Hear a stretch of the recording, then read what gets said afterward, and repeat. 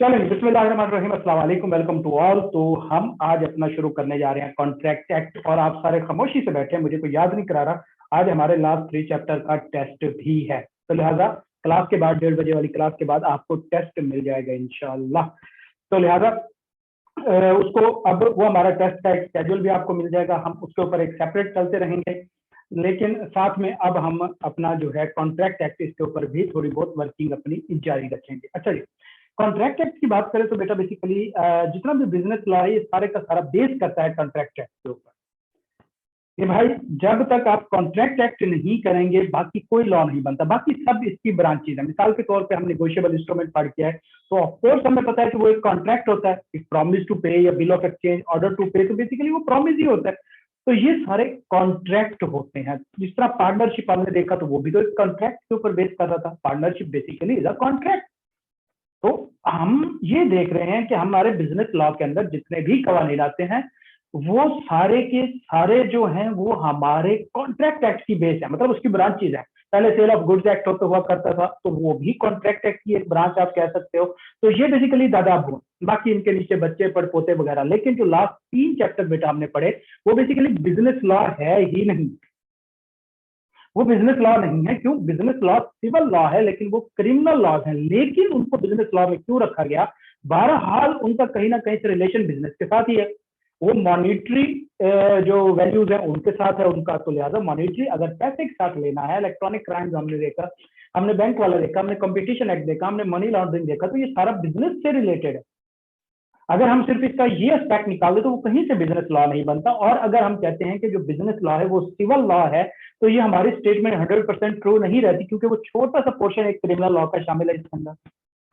तो लिहाजा contract act दादाबू है। अब बेसिक जो है हमें कॉन्ट्रैक्ट एक्ट समझना है कि कॉन्ट्रैक्ट होता क्या है। मिसाल के तौर पे कॉन्ट्रैक्ट को अगर हम सिंपल सी बात करें, एक वादा, एक ऐसा वादा जिसके ऊपर आप पक्का रहने का प्रॉमिस करते हो, तो ये कॉन्ट्रैक्ट कहलाता है। मतलब हम अपने सादा से लफ्जों में समझने की कोशिश करें तो भैया एक वादा जो होता है वो कॉन्ट्रैक्ट होता है। अब बेटा मुझे एक बात तो, क्या एक शख्स अपने आप के साथ वादा कर सकता है? अपने माइक ओपन रखें। No sir. नहीं कर सकता। बिलाल आप कर सकते हो? No sir. हाँ, मैंने कहा खामोश बैठे हो, क्या पता आप कर सकते हो। अच्छा जी, तो वादे के लिए जरूरी है कि 2 बंदे होने चाहिए, ऐसी बात है? जी सर। बिल्कुल जरूरी है कि 2 बंदे होने चाहिए। तो हमने एक चीज पता की कि जो कॉन्ट्रैक्ट है उसके लिए मिनिमम 2 पार्टीज चाहिए। अच्छा, अब मुझे एक बात बताओ बेटा कि जब वादा करते हैं तो क्या दोनों लोग एक ही स्टेटमेंट बोल रहे होते हैं या दोनों लोग डिफरेंट स्टेटमेंट बोल रहे होते हैं? मिसाल के तौर पे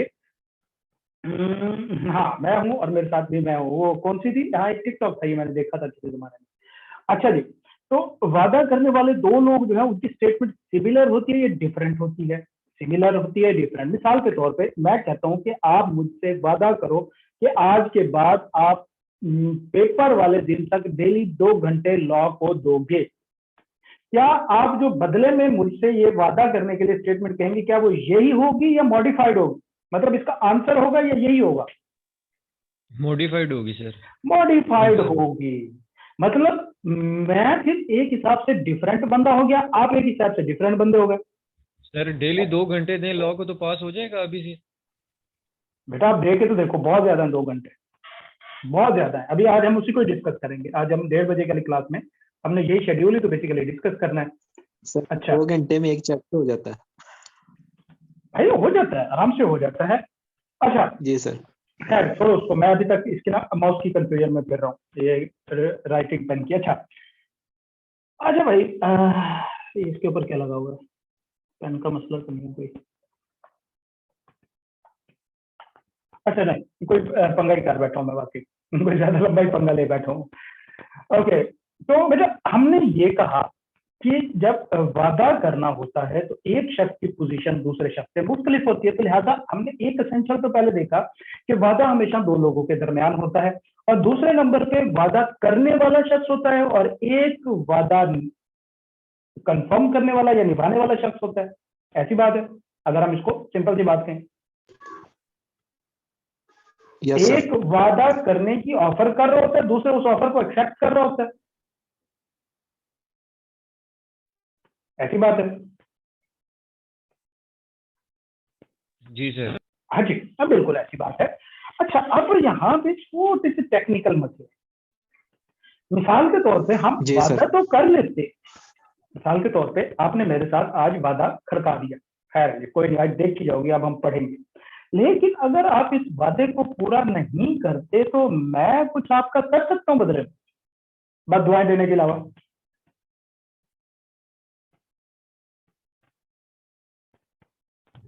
नहीं सर, आप नहीं कुछ कर सकते, आई हाँ, कैप मैं कर कुछ सकता है नहीं सर। कर सकता, आई कैप तो भाई मैं, ठीक है, मैं तो बस दुआएं दूंगा ना, बाकी अल्लाह ताला भी बात कर सकती है कुछ, मैं भी सिर्फ भाई में कला भी छा ही लड़ा है। अच्छा, खैर, अच्छा, अब बेटा क्या हुआ कि हमने वादा तो किया लेकिन इसकी कोई हैसियत नहीं है।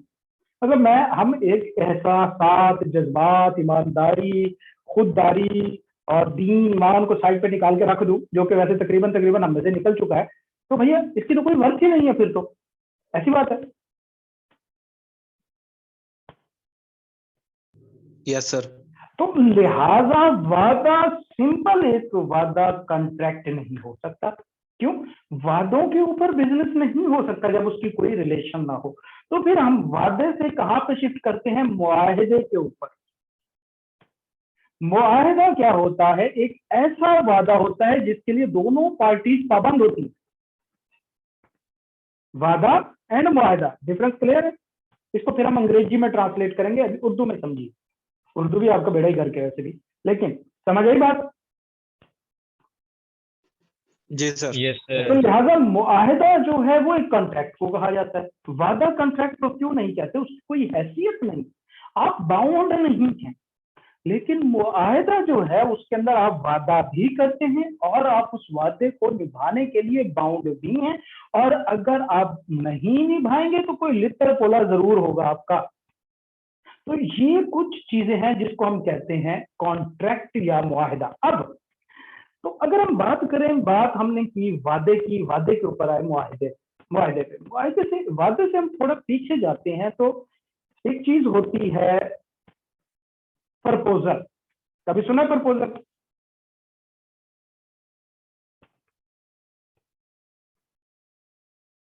प्रपोजल यस कभी सर। वर्ड सुना है? कभी प्रपोज करना सुना हो? और नहीं तो यूनिवर्सिटी में यस लोगों सर। को तो प्रपोज करता देखते भी होगे ना।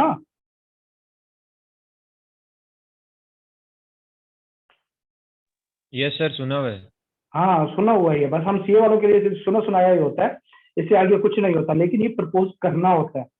तो बहरहाल यूनिवर्सिटी लाइफ में आप जाते तो ये चीजें भी आप देखते, लेकिन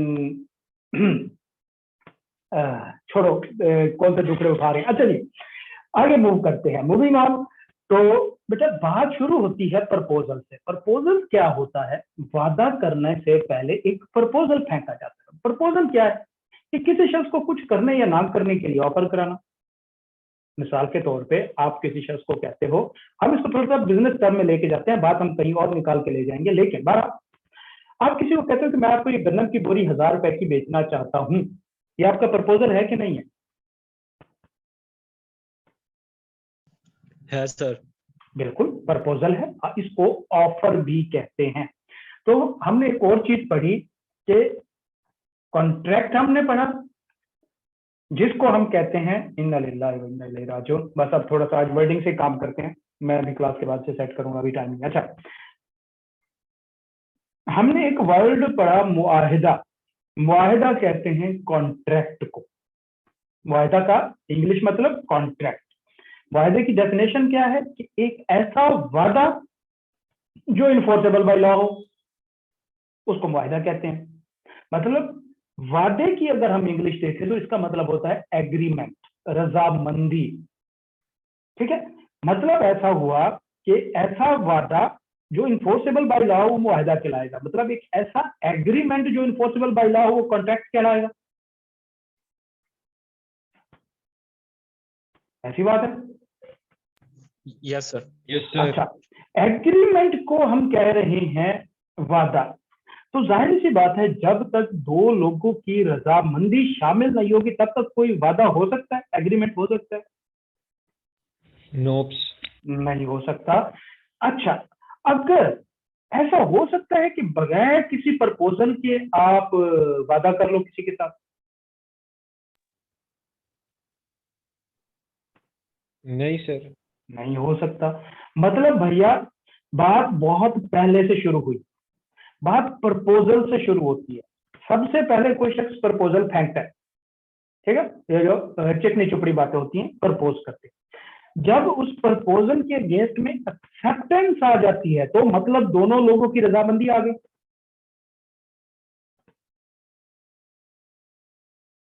ऐसी बात है। Yes sir. मतलब दोनों लोगों की रजामंदी आ गई तो ये बन जाता है एक प्रॉमिस, जिसको हम वादे से एक स्टेप पहले की बात कर रहे हैं। एग्रीमेंट से पहले प्रॉमिस बनता है। मतलब जब दो लोग किसी चीज के लिए एग्री कर जाए उन कहते हैं वो प्रॉमिस है।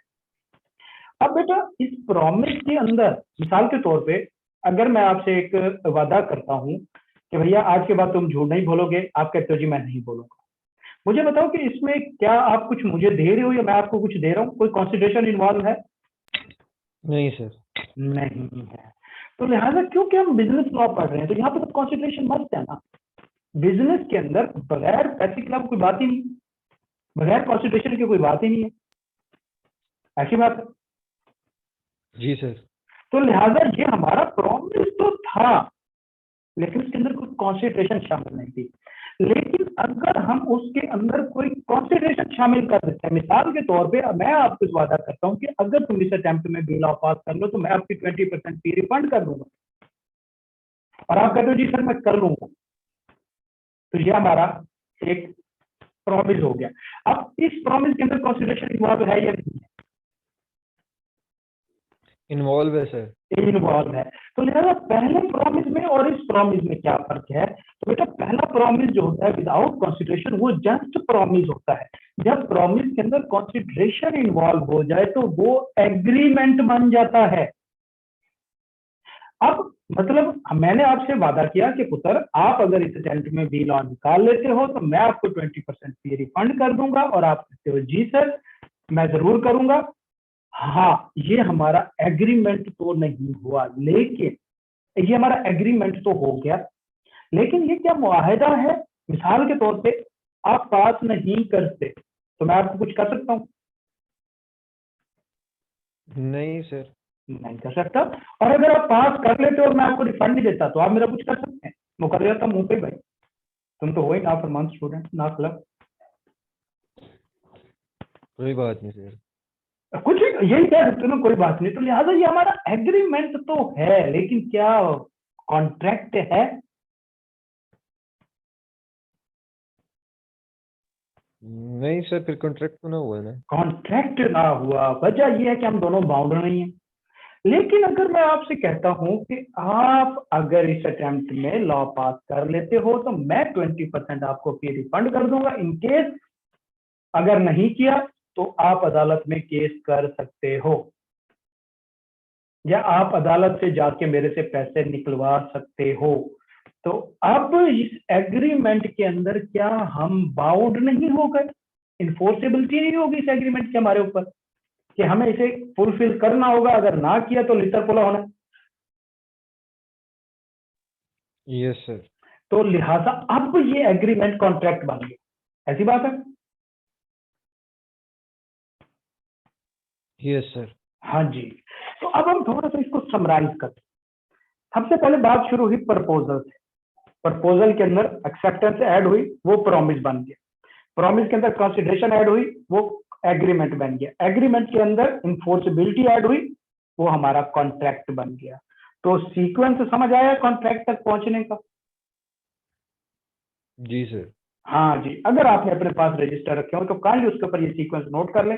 मैं यहाँ पे नहीं बना पा रहा अपनी चबलियों की वजह से। ओके, मूविंग ऑन, हम आगे मूव करते हैं। तो लिहाजा हम चीजों को समझ गए। अब ये था सारा कॉन्ट्रैक्ट। अब हमने जस्ट पढ़ना है, कुछ रूल्स हैं, कुछ रेगुलेशन है। तो आइए जी चलते हैं। आज हम डेफिनेशन कवर कर लेते हैं इसकी, कल हम इसके कुछ रूल्स प्रोसीजर 2-3 दिन में इसको रगड़ के साइड पे रखेंगे। चलो जी चलते हैं इंट्रोडक्शन टू कॉन्ट्रैक्ट एक्ट के ऊपर। सबसे पहले चलते हैं प्रपोजल। प्रपोजल क्या होता है? किसी को कुछ कराने के लिए मनाना, किसी को किसी काम को करने के लिए मनाना। ऐसी बात है। मतलब अगले को मनाना प्रपोजल ही कहलाता है। जी सर। हाँ जी। और भाई मुझे पता है कि आप लोगों का कभी पाला नहीं पड़ा इस चीज के साथ, लेकिन बहरहाल सुनी सुनाई चीजें तो है ना, तो लिहाजा हम तो आप बंदे हाइपोथेटिकल होते हैं, सारा कुछ हम एस्टिमेट ही कर रहे होते हैं, मैथ वाले बंदे अज्यूम करो भाई आपने किया हुआ है। ओके, तो प्रपोजल क्या है? किसी को मनाना। लेकिन अगर हम इसको थोड़ा सा अंग्रेजी में ट्रांसलेट करें तो भैया किसी शख्स को कोई काम करने के लिए अपनी इंटेंशन शो करना। सही? ऐसी बात है? जी सर। जी सर। ओके, अरे बेटा कर लो, अच्छी बातें तो है मनाने वाली, लेकिन अगर खाला फूफो ना मानी पुत्र तो क्या बनेगा आपका? तो लिहाजा अब हम इसको थोड़ा सा मजीद बड़ा करते हैं। वो कहते हैं कि जब कोई शख्स किसी दूसरे शख्स को अपनी रजामंदी शो करता है या अपनी विलिंगनेस शो करता है किसी काम करने के लिए, किसी काम को ना करने के लिए, इस इंटेंशन के साथ कि अगला बंदा आपकी बात को मानेगा या नहीं मानेगा, मतलब अगले बंदे को मनाना। आप कोई काम करना चाह रहे हो और आप अगले शख्स को उसके लिए मनाना चाहते हो, ये प्रपोजल होगा। मिसाल के तौर पे आपने इस्लामाबाद से लाहौर शिफ्ट होना है, तो आप अपने वालिद को मनाने के लिए जो बातें करोगे वो सारे प्रपोजल होंगे, और आपका वालिद मान गया तो भैया वो प्रॉमिस हो जाएगा। ऐसी बात है? जी सर। तो when one person signifies to another, तो एक शख्स दूसरे को जब शो करता है हिज विलिंगनेस टू डू और टू एब्सटेन फ्रॉम डूइंग, कि किसी काम को करने या किसी काम को ना करने की अपनी हामी शो करता है, किस इंटेंशन के साथ? कि अगले शख्स इसके ऊपर कंसेंट ले सके। ऑब्टेनिंग एसेंट, कंसेंट, एसेंट रजामंदी कह सकते हो। मतलब आप कोई काम करना जा रहे हो या आप काम नहीं करना जा रहे हो, आप किसी शख्स किसके ऊपर रजामंदी लेना चाहते हो, तो ये प्रपोजल कहलाता है। समझ आ गई? जी सर आ गई। मतलब आप किसी शख्स को किसी काम को करने या ना करने के लिए मनाते हो, तो आपका प्रपोजल है। प्रॉमिस क्या है? प्रॉमिस क्या है कि भाई अगर खुदा न खास्ता अगला बंदा मान गया, अगर आपके प्रपोजल की अगेंस्ट में अगला बंदा मान गया तो क्या हो जाएगा?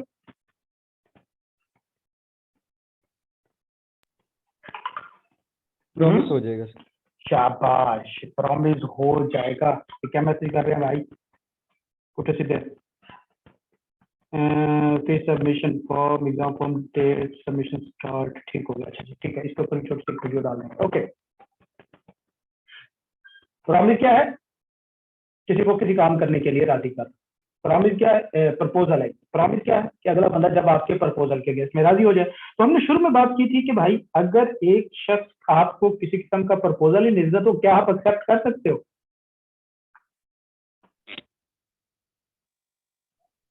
घर में एक दिन बैठे बैठे कहोगे जी ठीक है मैं केपीएमजी में एज अ मैनेजिंग डायरेक्टर अपनी पोस्ट जो है वो एक्सेप्ट करता हूँ, कर सकते हो? जरूरी नहीं है सर। किस चीज का जरूरी नहीं है? मतलब अगर कहीं और अच्छी ऑफर आ गई तो वो तो चला जाएगा। मैं आपसे ये पूछ रहा हूँ कि प्रॉमिस मौजूद ही नहीं है, कोई प्रपोजल मौजूद ही नहीं है, क्या आप बगैर प्रपोजल के एक्सेप्ट कर सकते हो? नहीं सर। नहीं। तो मतलब एक्सेप्टेंस हमेशा फॉलोड बाय प्रपोजल होगी। तो प्रॉमिस जी सर। करने के लिए जरूरी है कि पहले प्रपोजल और बाद में एक्सेप्टेंस है। जी सर। और अगर एक्सेप्टेंस पहले आ जाए और प्रपोजल बाद में है तो फिर क्या कोई प्रॉमिस होगा?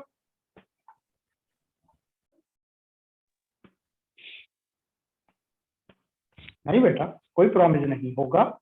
सिंपल से अल्फाज में समझाऊं तो बेकदर, वो कहते हैं ना आसानी से मिले हुए लोगों की कदर कोई नहीं करता, तो लिहाजा कोई प्रॉमिस नहीं कीप करेगा। खैर, क्या बात है कि हमेशा पहले ऑफर आएगी, प्रपोजल आएगा, फिर कोई शख्स अगर उसके अगेंस्ट को एक्सेप्ट कर लेता है या अपनी रजामंदी शो कराता है तो प्रॉमिस बन जाना है। प्रॉमिस क्या है? When the person to whom the proposal is made signifies his assent to it. कि भाई एक्सेप्टेंस की भी डेफिनेशन यही है और प्रॉमिस की भी डेफिनेशन यही है। ये बेसिकली दो डेफिनेशन है। प्रपोजल हम पढ़ चुके हैं। एक्सेप्टेंस की डेफिनेशन क्या है? कि जब प्रपोजल के अगेंस्ट में कोई शख्स अपनी रजामंदी दे, जब एक्सेप्टेंस आ गई तो ये प्रॉमिस बन जाएगा। क्लियर है?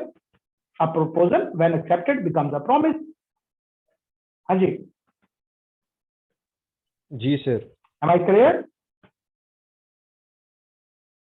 Yes sir. जी ओके, सर। अब ये जो दो छिछोरे हैं, ये जो प्रपोजल प्रपोजल खेल रहे हैं, इनके नाम क्या है? तो बेसिकली जो शख्स पहले डोरे डाल रहा होता है उसको प्रोमिजर कहते हैं। मतलब जो शख्स अपनी इंटेंशन शो करा रहा होता है उसको प्रोमिजर कहते हैं, और जो बदले में बेचारा बेवकूफ होता है, जो एक्सेप्ट कर रहा होता है, उसको प्रोमिजी कहते हैं। समझ आ गई? Yes sir. हाँ जी, तो ये उन दो छिछोरों के नाम हमने पढ़ लिए। एग्रीमेंट क्या होता है? मैंने कहा कि जब प्रॉमिस के अंदर कंसिडरेशन इन्वॉल्व हो जाए तो एग्रीमेंट बन जाएगा, ऐसी बात है। Yes sir. मतलब कंसिडरेशन के अंदर अगर प्रॉमिस के अंदर कंसिडरेशन इन्वॉल्व हो जाए तो वो एग्रीमेंट बन जाएगा। क्या ये वही चीज है? पढ़े जरा। आपको वर्डिंग ये याद करनी है, मैं आपको कंसेप्ट दे रहा हूँ, वर्डिंग आपने ये वाली याद करनी है।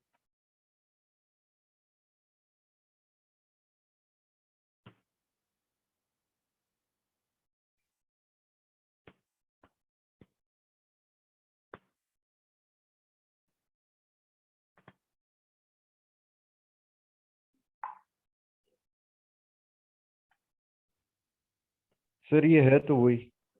सर ये कंसेप्चुअल क्वेश्चन जो होते हैं सर, इसमें वर्डिंग जो इस्तेमाल करते हैं सर, ये थोड़ा सा समझा दें, ये मुझे आती नहीं है। मुझे समझ नहीं कंसेप्चुअल क्वेश्चन वर्डिंग क्या? सर मतलब जो लॉ के ये क्वेश्चन देते हैं, वो तो थोड़ी पूरा रटा तो नहीं पूछता ना, वो किसी का नाम ले लेगा, कुछ कहेगा कि उसके साथ ऐसे हुआ, तो आप बताएं लॉ के मुताबिक क्या होगा। अभी तो सबर लॉ करो, के अभी मुताबिक तो सबर हम एक करो, अभी सबर करो, अभी सबर करो।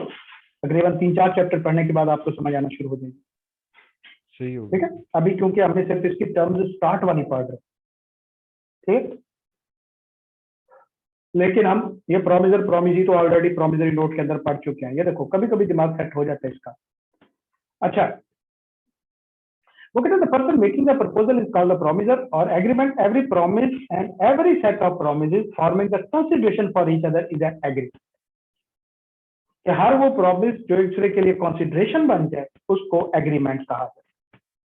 कॉन्ट्रैक्ट क्या होता है? हमने कहा कि एग्रीमेंट के अंदर जब इन्फोर्सिबिलिटी ऐड कर दी जाए तो कॉन्ट्रैक्ट बन जाता है। An agreement enforceable by law is a contract. Clear है? क्लियर है सर। शाबाश। इन्फोर्सिबिलिटी से क्या मुराद है कि भैया जी लीगल ओब्लिगेशन होना जरूरी है। सोशल नेचर के वादे मुआहदों की कोई वो नहीं होती वैल्यू। मिसाल के तौर पे आपने मुझे नाश्ते पे बुलाया, मैं नहीं आया, आप अदालत में नहीं जा सकते कि भाई मैंने इसे खाने पे बुलाया था, इसे कहो अब मेरा 200 कड्डे जो मैंने नान चने लिए हुए थे। ये नहीं हो सकता। सोशल नेचर के जो हमारे वादे मुआहदे होते हैं ना, उनकी कोई लीगल हैसियत नहीं होती। लिहाजा कॉन्ट्रैक्ट करते वक्त हमेशा पार्टीज का लीगल इंटेंशन का होना जरूरी है कि भाई अगर हम में से कोई बंदा भागा तो हम उसके ऊपर केस करेंगे और वो अदालत में ले जाएंगे, उसे घसीटेंगे। तो लिहाजा इन्फोर्सेबल बाय लॉ होना चाहिए। ईमानदारियां, वादे, प्रॉमिस, माँ प्यो दियां कसमां, सर पे हाथ रख के खाने वाली कस्में, ये किसी काम की नहीं होती, ये कोई कॉन्ट्रैक्ट नहीं बनाती। ठीक है, समझ आ गई? जी सर। ओके, उसके बाद promises and express, promises express and implied. कि देखो यार, जरूरी नहीं है कि हर चीज अल्फाज से बोल के की जाए। कॉन्ट्रैक्ट के अंदर जरूरी नहीं कि ऑफर जो है वो एक्सप्रेस हो, मतलब अगले शख्स को आपको। मेरी बात बताओ बच्चे, आप बाजार से साबुन लेने जाते हो दुकान के ऊपर, क्या ये आपका कॉन्ट्रैक्ट नहीं होता? उससे आपसे पैसे देते हो और उससे साबुन लेते हो? जी सर। बिल्कुल होता है। लेकिन क्या आप पैसे देने से पहले कहते हो जी मैं आपको 110 रुपए दे रहा हूं, बदले में क्या तुम मुझे अपना ये पामोलिव साबुन जो है वो बड़े वाला बेचोगे? अगला कहता है जी मैं 110 रुपए के बदले में आपको ये वाला साबुन जो है वो मैं बेच दूंगा। तो फिर जाके तो क्या आप बाई वर्ड चीज एक्सप्रेस करते हो? चुप करके 110 रुपए रखते हो, कहते हो यार साबुन फड़ाओ, साबुन फड़ा के लेके चले जाओ। सर वो तो आराम से बस बात करते हैं, ये इतना बड़ा तो नहीं कहते। नहीं कहते, बात भी नहीं करते, जस्ट आप पैसे देते हो, साबुन दो, अगला बंदा चुप करके आपको साबुन देता है। तो मतलब कॉन्ट्रैक्ट वो आपके एक्शन से एक ऑफर एक्सेप्टेंस जाहिर हो रही थी। Yes sir. बिल्कुल। तो लिहाजा इसी तरह वो कह रहे हैं ये जो प्रोमिस वगैरह होते हैं जिसके अंदर ऑफर एक्सेप्टेंस, ये इम्प्लाइड भी हो सकती है, एक्सप्रेस भी हो सकती है। Express by word of mouth, बोल के या लिख के करना। इम्प्लाइड के आपके एक्शन से साबित हो जाए कि भैया आप इस कॉन्ट्रैक्ट के अंदर ऑफर या एक्सेप्टेंस कर रहे हैं। क्लियर है? जी सर क्लियर है। चलो जी, गुड हो गया। तो ये हमारा आज का टॉपिक है। हमें थोड़ा सा आगे पढ़ना चाहिए था लेकिन ये मसला कर रहा है, मैंने अभी इसको सेट करना है। तो इंशाल्लाह आज आपने टेस्ट भी करना है, कल हम इसको मजीद पढ़ेंगे और परसों इंशाल्लाह इसको खत्म कर देंगे, ठीक है? जी सर। ओके, तो मैं आपको सजेस्ट करूंगा कि बुक के अंदर मौजूद एग्जाम्पल ICAP की स्टडी टेक्स्ट डाउनलोड करें और उस बुक में मौजूद एग्जाम्पल्स पढ़ते जाएं बेटा। एग्जाम्पल्स आपके ज्यादा कंसेप्ट क्लियर कराएंगे बनिस्बत नोट्स, और पेपर जो है वो तकरीबन 60% एग्जाम्पल्स में से होता है, मैं पहले बता रहा हूँ। और जब हमारा पेपर हो जाएगा फिर मैं आपको दिखाऊंगा कि ये देखो ये वैसे वैसे मौजूद है, ठीक है बेटा? तो मिलते हैं इंशाल्लाह कल के क्लास में। अल्लाह ताला आप सबको अपनी ज़बान में रखे बेटा। अल्लाह हाफिज।